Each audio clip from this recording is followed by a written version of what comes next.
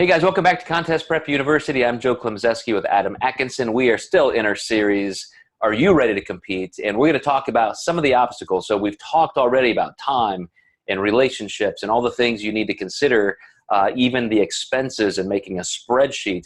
But let's go through these things and maybe just kind of a pro-con format, Adam, and throw in anything that we haven't discussed so far as kind of a summation of obstacles to competing. So is there anything else so far that you think we've missed? I think, one thing that's sad to discuss is what if a family member gets ill or you need to be there for them. I've seen that happen multiple times. Also, psychology is shifting. Your mindset can change during prep. You can start having a hard time dieting, having a tough relationship with food. If these have been in your history before, there's a good chance that they could rise during a contest prep as well. One of the great things that we have, Corey Probst, a licensed therapist on our staff. So I think those are kind of my two big, kind of outside factors that a lot of people don't think about when they're prepping for a show. And that's a really good point, bringing up just your own changing psychology. I do know something that when I have planned a prep and I'm asking that question, is this a good time for me to compete? I do factor in that I know I'm going to have less energy at some points. I'm going to have less motivation. I'm going to be able to, fit in fewer things into my day or my week just because I don't want to do them. Do you see that becoming a bigger obstacle for people as they get deeper into prep? Yeah. I've seen people who let a lot of important things go during prep just because they feel zapped energy-wise. So maybe they don't take out the trash like they used to. Dishes maybe pile up for meal prep. You might need some additional help, some additional support. So that goes back to having that support system with that.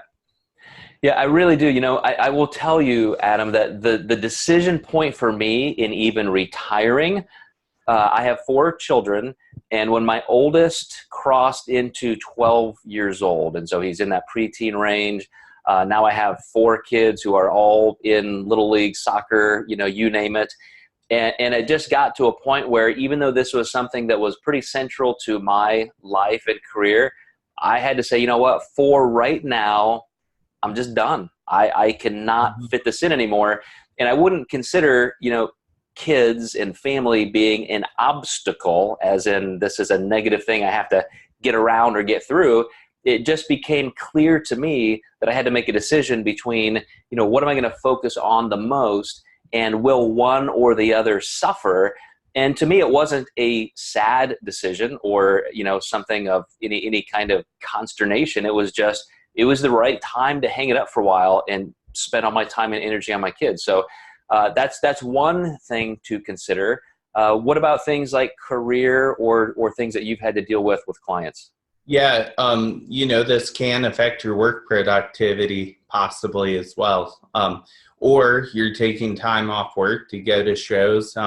If you're self-employed, that's obviously going to have a financial impact. So, if I were to compete, I might have clients at another show. That's one reason I kind of stopped is it just, to me, I wasn't excited. I had my best placement with clients backstage. I was more concerned with how they were going to do. And that kind of let me know, this just isn't exciting for myself.